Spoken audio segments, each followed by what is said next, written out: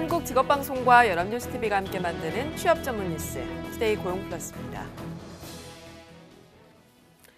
새 정부 5년의 밑그림을 그리는 국정기획자문위원회가 보건의료산업을 경제 성장 동력으로 삼아서 집중 육성하겠다고 밝혔습니다. 하지만 이번 정부에서는 의료가 영리화되는 일은 없다고 강조했습니다. 김지수 기자입니다.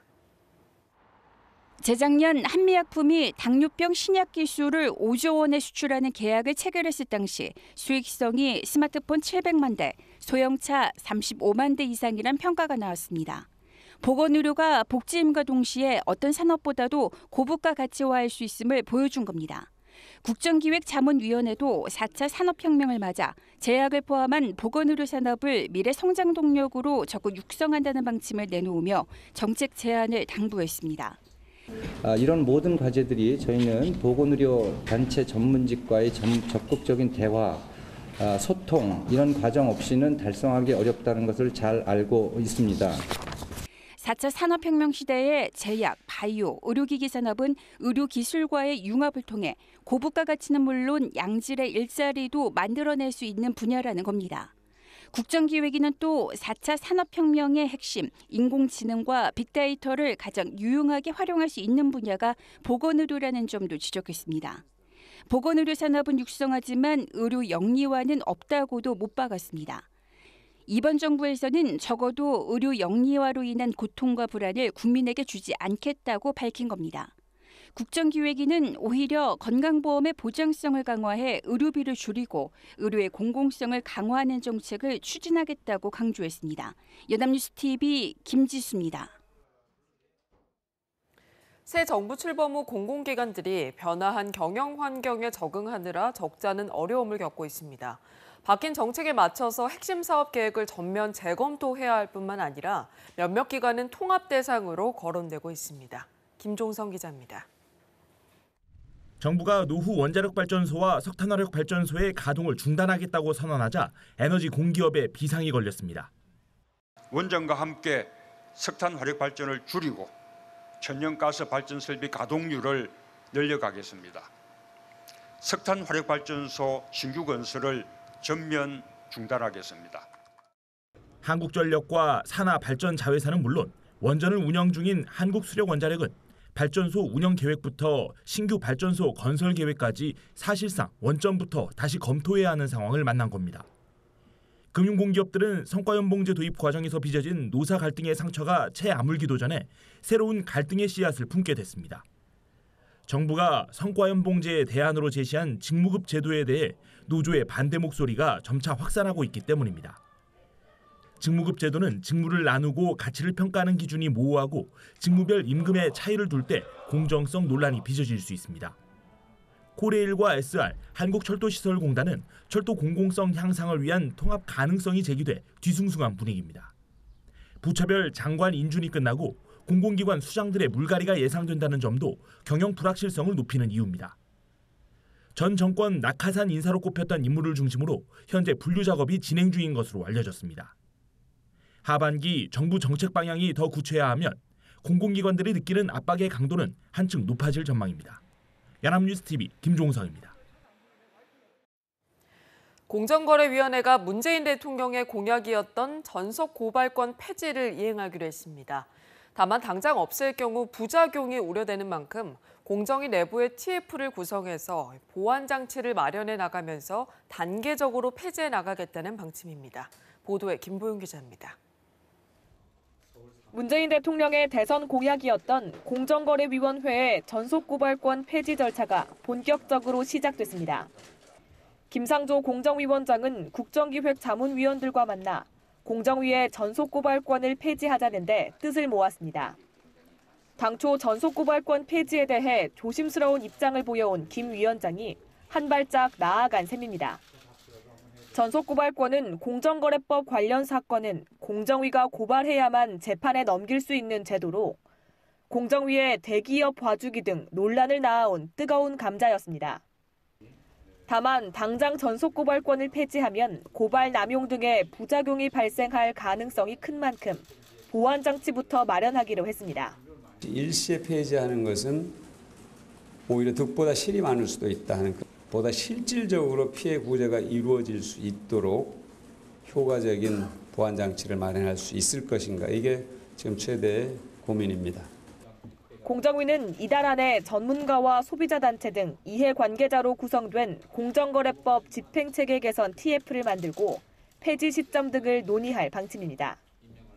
공정위는 또 일감 몰아주기 등 총수일가 사익 편취에 대해서는 반드시 차단하겠다며 단호한 입장을 분명히 했습니다.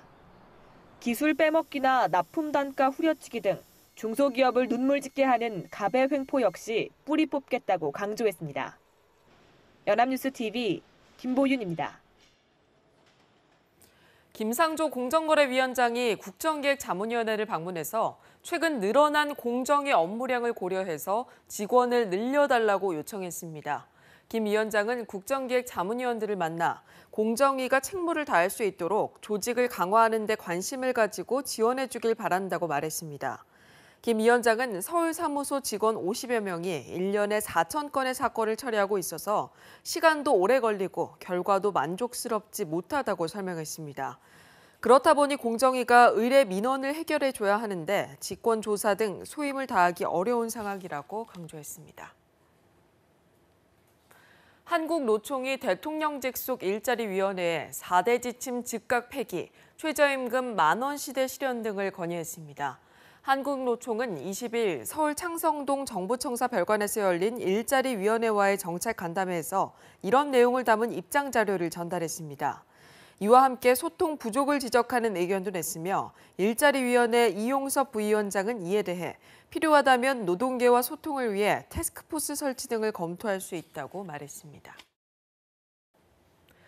국정기획자문위원회가 골목상권 보호를 위해서 대기업 계열 기업형 슈퍼마켓, SSM 규제를 영업시간 등에서 판매 품목 등으로 확대하기로 했습니다. 국정기획위 경제 2분과는 20일 서울 여의도 중소기업 중앙회에서 열린 중소기업계와의 간담회에서 이같이 밝혔습니다. 이 자리에서 이계호 경제 2분과 위원장은 그간 SSM 신규 출점과 영업시간만 규제했지만 앞으로는 업종 품목까지 규제를 확대할 예정이라고 말했습니다. 또 최저임금 인상, 근로시간 단축 등은 중소기업에 무리가 가지 않도록 협력해 추진하겠다고 답했습니다. 내년부터 공무원 공채시험의 공고부터 합격자 발표까지 기간이 최대 81일 단축됩니다. 지나치게 긴 시험 일정으로 인한 불확실성을 줄이게 된 공시생들은 환영하는 분위기입니다. 신세롬 기자입니다.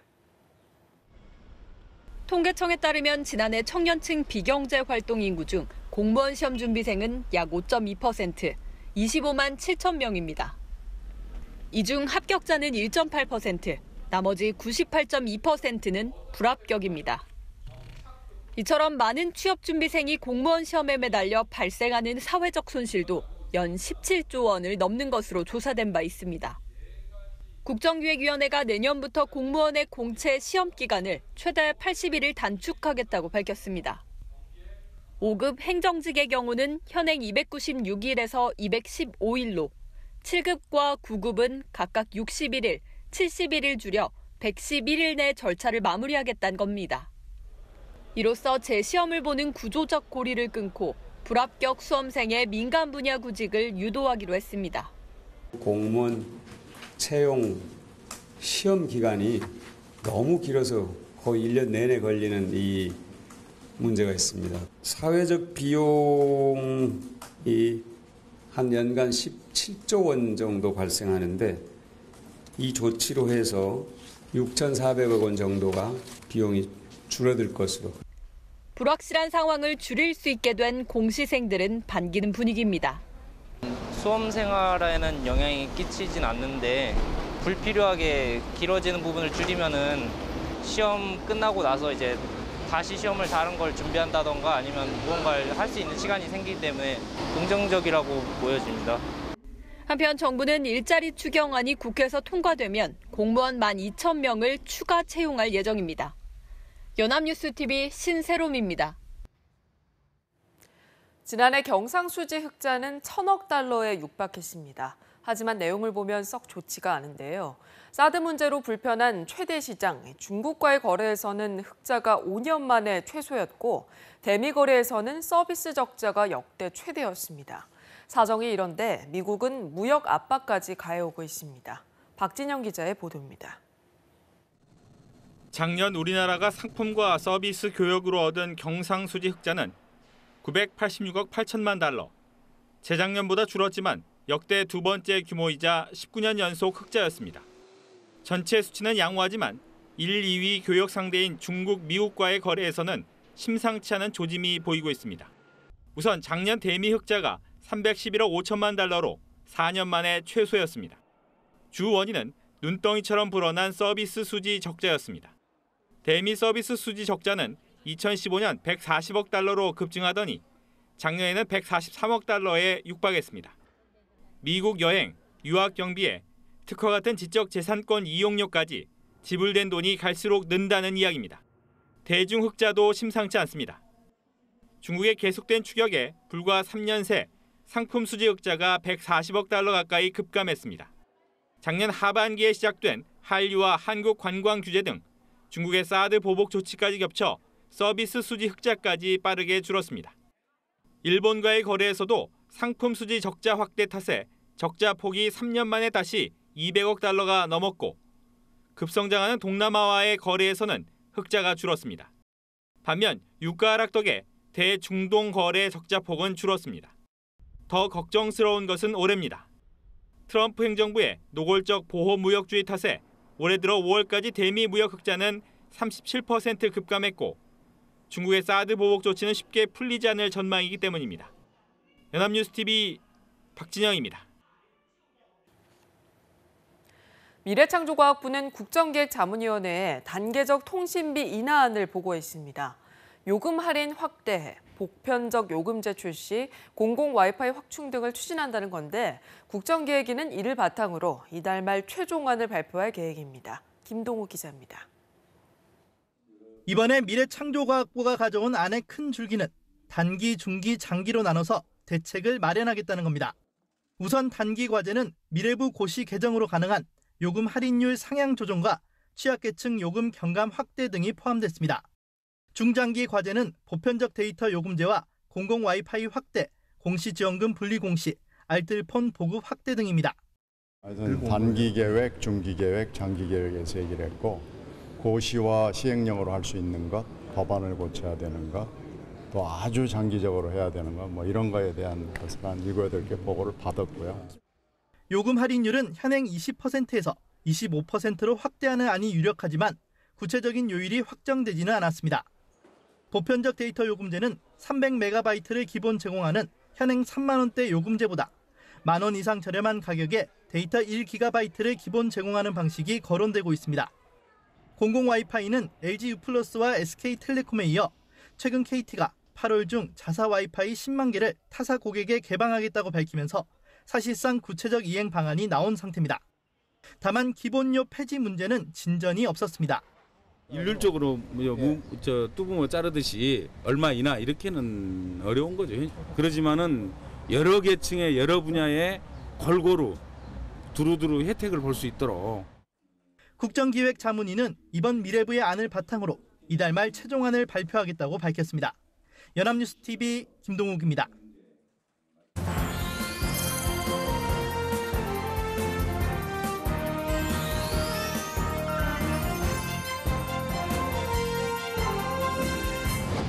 사회적으로 핫한 이슈를 키워드로 알아보는 핫키워드 시간입니다. 구보나 캐스터와 함께합니다. 안녕하세요. 안녕하세요. 핫키워드 시간입니다.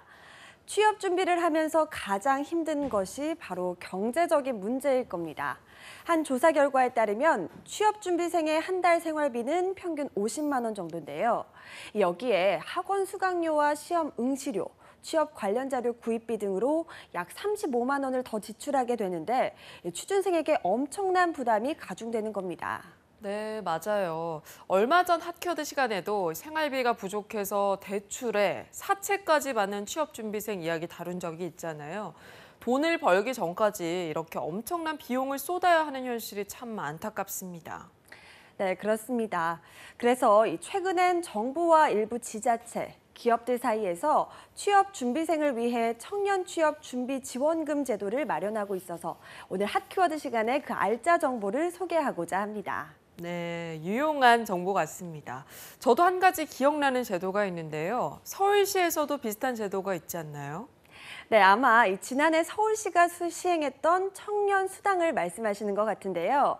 청년수당은 서울에서 1년 이상 거주한 미취업 청년을 대상으로 가구 소득 및 미취업 기간 등을 기준으로 선정을 해서 지원해주는 정책이었습니다. 지원 대상에 선정된 청년들은 월 50만 원씩 최대 6개월간 지원받는 혁신적인 정책이었지만 도덕적 해이를 이유로 보건복지부에서 직권 취소를 해서 시행 한 달 만에 중단된 정책이었습니다. 하지만 이 청년수당을 받은 2,831명을 대상으로 조사한 결과 지원제도와 도덕적 해이는 전혀 무관하다는 사실이 밝혀져 지난해 12월 2017년 청년 안전망 투자 계획을 발표해서 청년수당 지급 대상자를 2,000명 중간 5,000명으로 늘리겠다고 밝혔습니다. 네, 취준생들에게는 오히려 전화위복이 된 셈이네요. 그러면 올해도 이 청년수당을 신청할 수 있는 건가요? 안타깝게도 서울시 청년수당은 5월 중순에 접수가 끝나고요. 바로 21일 몇 시간 전에 합격자를 발표했는데요. 하지만 매년 모집을 하고 있으니까 내년을 위해서 미리 지원 자격을 알아두는 것도 좋을 것 같습니다. 네, 내년부터 구직 활동을 시작할 분들을 위해서라도 좀 알아둬야겠네요. 네, 우선 지원 자격은요. 서울에 거주 중인 만 19세부터 29세까지의 미취업 청년입니다. 일반 대학 재학생과 휴학생을 비롯해서 정기소득이 있는 주 30시간 이상의 근로자, 실업급여 수급자는 대상에서 제외되고요. 구직활동 및 사회참여에 의지가 있는 지원자 중에 가구소득과 미취업 기간, 부양가족 수의 이 세 가지 기준을 우선적으로 판단을 합니다. 심사를 통해서 선발이 되면 구직활동으로 월 50만 원씩 최소 2개월에서 최대 6개월까지 지원받을 수 있게 됩니다. 대신 지원금으로는 반드시 구직활동과 연관이 있는 지출만 가능하다고 하니까요. 참고하시기 바랍니다. 네, 50만 원이라면 설문조사에 나왔던 취준생의 평균 생활비잖아요. 짧은 기간이라도 이렇게 보조를 받아서 취업에 집중할 수 있다면 정말 효과적인 지원 제도가 될 것 같습니다. 네, 맞습니다. 이뿐만 아니라 고용노동부와 취업포털 인크루트에서 실시하고 있는 취업준비생들을 위해 취업성공 패키지라는 프로그램도 주목할 만한 한 제도입니다. 취업 준비와 생활비로 연간 최대 500만 원 정도의 지원을 받을 수 있기 때문이죠. 네, 지금까지 경제적으로 힘들었던 취준생에게는 정말 꼭 필요한 제도겠습니다. 그럼 이 취업 성공 패키지도 30세 이하의 청년들에게만 해당이 되는 건가요? 네, 지원 대상 연령대의 폭이 훨씬 넓습니다. 18세에서 64세 사이의 취업 준비생을 대상으로 하고 있는데요. 오히려 중심이 되는 것은 저소득층을 대상으로 한다는 겁니다. 생활이 어려운 청장년층을 대상으로 개인의 취업 계획 수립부터 실행, 훈련, 구직 활동까지 체계적으로 지원해주는 것이 이 취업 성공 패키지의 목적이라고 합니다. 네, 경력이 단절된 여성이나 은퇴자에게도 큰 도움이 될 수 있겠습니다. 그렇다면 프로그램이 어떻게 운영이 되는 거죠? 네, 취업 성공 패키지는 총 4단계로 구성되어 있습니다. 개인의 취업 역량과 취업 계획에 따라 각 단계의 기간은 유동적으로 적용되고 최대 1년 동안 취업 성공 패키지가 진행이 되는데요. 단계별 자세한 내용을 설명하면 먼저 상담 선생님을 배정받고 1:1 상담을 통해 개인의 특성과 직업 역량에 대해 알아보는 1단계를 거쳐서 2단계로 직접 구인 공고를 확인해보고 지원도 해보며 자신의 희망 분야에 대해 보다 자세히 탐색하는 단계를 거친다고 합니다. 이후 3단계에서 내일 배움 카드를 통해 직업 훈련, 중소기업 인턴제 등 자신에게 필요한 프로그램을 선택해서 참여할 수 있게 되는 거죠. 네, 내일 배움 카드라 처음 들어보는데요. 어떤 종류의 카드인 거죠? 네, 직업 훈련을 배울 때 지원되는 카드인데요. 이 카드를 통해 연령과 자격에 따라서 월 최대 40만 원까지 훈련 수당이 지원된다고 합니다. 이 내일 배움 카드뿐만 아니라 취업 성공 패키지 합격자에게는 단계별로 이 아래와 같이 참여 수당이 지원되니까요. 이 생활비 부담을 조금이라도 덜 수 있게 되는 장점이 있습니다. 이렇게 집중적인 지원을 받은 뒤 4단계에서는 상담사와 함께 본격적으로 취업 활동을 하게 됩니다. 입사 지원서 및 자기소개서 클리닉, 모의 면접, 동행 면접, 취업 정보 제공 등 구직 활동에 필요한 것들을 제공받을 수 있어 취업 준비에 보다 효과적인 지원을 받을 수 있는 제도인 셈입니다. 네, 어떻게 자신에게 맞는 적성을 찾아야 될지 몰라서 또 취업 준비를 하려고 해도 여력이 부족해서 막막했던 저소득층 취준생에게 정말 필요한 제도 같습니다. 그렇다면 어떻게 신청할 수 있는지도 알려주시죠. 네, 이 자막에 나오는 취업 성공 패키지 사이트에 들어가시면 다양한 유형별 지원 프로그램이 상시적으로 운영이 되고 있어서 자신에게 맞는 프로그램에 지원을 할 수 있다고 합니다. 이 밖에도 청년 워크넷에서도 청년들만을 위해 108개의 취업 지원 정책이 운영되고 있다고 하니까요. 관심 있으신 분들은 꼭 한번 지원해 보시기 바랍니다. 네, 오늘 학키워드는 정말 꽉 찬 정보로 이뤄진 시간이었습니다. 취준생에게 열려있는 다양한 지원 제도를 통해서요. 무더위 속에서도 이 매섭기만 한 취업 한파 이겨보시는 건 어떨까요? 지금까지 학키워드 구본아 캐스터와 함께했습니다. 오늘 고맙습니다. 고맙습니다. 투데이 고용플러스 오늘 준비한 소식은 여기까지입니다. 함께해 주신 여러분 고맙습니다.